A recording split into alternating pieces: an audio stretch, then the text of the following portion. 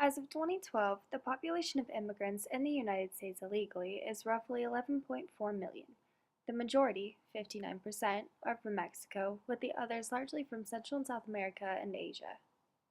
Immigrants flock to the United States for various reasons. Many see America as the land of opportunity and come in pursuit of the American dream.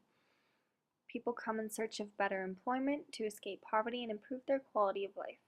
It is a place of safety and solace against cultural oppression, and may provide safety for those fleeing a location plagued by something like gang violence or drug activity. Having access to these better resources, things like education and work opportunity, are all contributing factors for migration. The actual size and origin of the illegal immigrant population in the United States is uncertain and difficult to ascertain because of the difficulty in accurately counting these individuals of this population. Though there have been countless surveys and other data that provides this information, it is largely inaccurate. The Pew Hispanic Research Center estimates that since about 2000, the incoming immigrant population is staying around 700,000 to 850,000 immigrants coming in per year. The main method employed for estimating the unauthorized immigrant population is known as the residual method. This method takes the known number of legal immigrants who come to the United States, which is then subtracted from the number of self-proclaimed foreign-born people reported to the census to obtain the total number of unauthorized immigrants. However, unauthorized immigrants have many reasons for not answering the U.S. Census correctly, and since there are no penalties for answering it incorrectly, therefore it is a well-known source of undercount error and has to be corrected. As far as those who cross the border unsuccessfully, the United States Immigration and Customs Enforcement shared that in 2013, the Department of Homeland Security removed approximately 438,000 aliens from the United States. However, in an interview with Wayne Cornelius, founder of the University of California at San Diego Center for U.S.-Mexican Studies, Cornelius stated that what they, U.S. Border Protection agencies, really don't know is how many people are coming across and not getting caught and not getting detected at all. Our research shows that fewer than half of those who come to this border are apprehended, and of those who are caught, all but about 3% eventually get through. They don't just give up and go home, so if they don't succeed on the first try, they almost certainly will succeed on the second or third try. It's all those people who get through eventually that the Border Patrol really has no idea about. While it is hard to paint a portrait of the typical immigrant, the Pew Hispanic Research Center conducted a report in March of 2008 that outlined the demographic characteristics of unauthorized immigrants living in the United States. It offers comparisons with legal immigrants and U.S.-born residents. The report found that unauthorized immigrants in the United States are more geographically dispersed than in the past, and they are more likely than either U.S.-born residents or legal immigrants to live in a household with spouse and children. The children of unauthorized immigrant parents, about 73%, were born in this country and are U.S. citizens. About 3/4, or 76%, of the nation's unauthorized immigrant populations are Hispanics.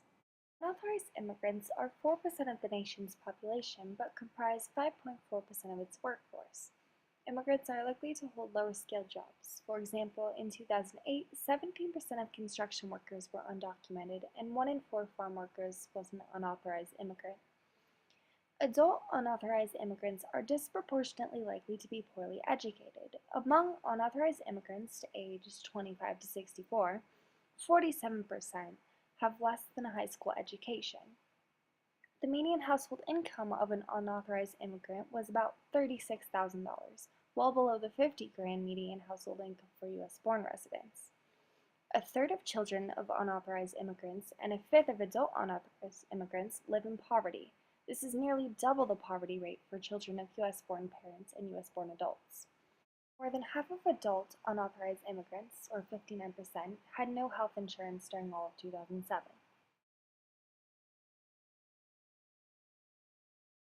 More illegal migrants are trying to get through border checkpoints like this one, the San Ysidro port of entry between San Diego and Tijuana. It's the busiest land border crossing in the world, where over 100,000 people cross every day. Good morning, sir. Smugglers are using this route in part because the U.S. government is spending billions to build up this modern wall, backed up by cameras, lights, and many more border guards. The United States has not been in complete control of its borders for decades. We have a responsibility to enforce our laws. We have a responsibility to secure our borders. This wall makes it harder for the migrants to simply go straight across the border, over the hills or through the desert. Now, according to one study, an estimated 1 in 5 who cross illegally do so through the ports. It used to be that inspectors didn't have to ask for your papers, but now there are new rules, including proof of citizenship or a valid visa, and they search entire cars much more often. But with this volume of traffic, inspectors must rely on their instincts and experience.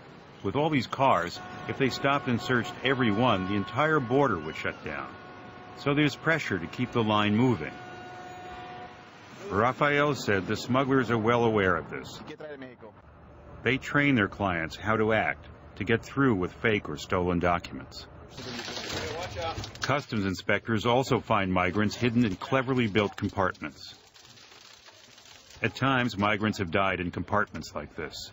Now, if a migrant is found hidden where they can't free themselves, the smugglers are prosecuted.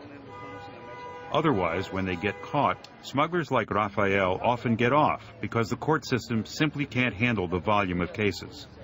After they've been arrested, these buses carry the illegal migrants, and often the smugglers like Rafael, to this border gate where they are repatriated back to Mexico.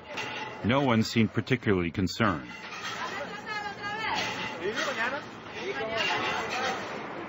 We asked how they would try to cross.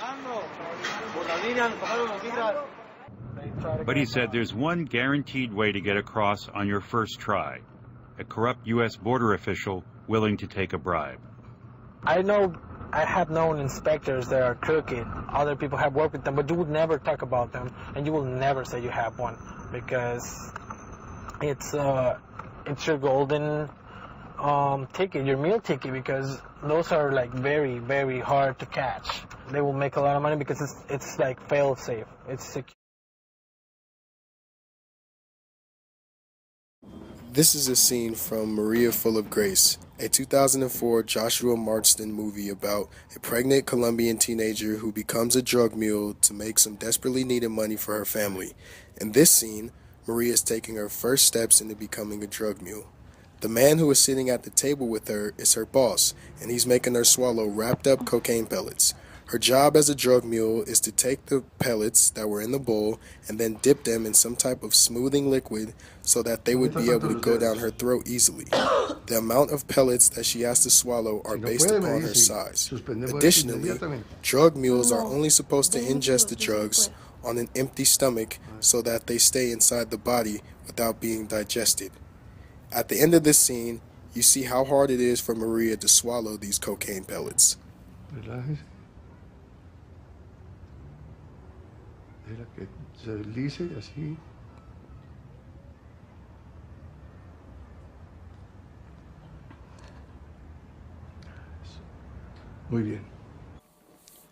This is a scene from El Norte, a Gregory Nava film about South American citizens who make an attempt to improve their lives by crossing the United States-Mexico border through an underground tunnel system.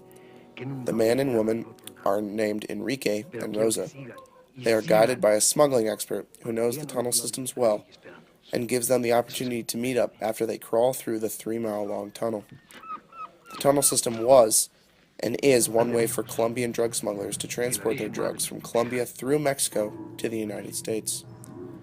While Border Patrol security has increased over the years, drug smuggling is still prevalent throughout the South American countries, especially Colombia. Cocaine is the most frequently transported drug from Colombia, as it is the cocaine capital of the world.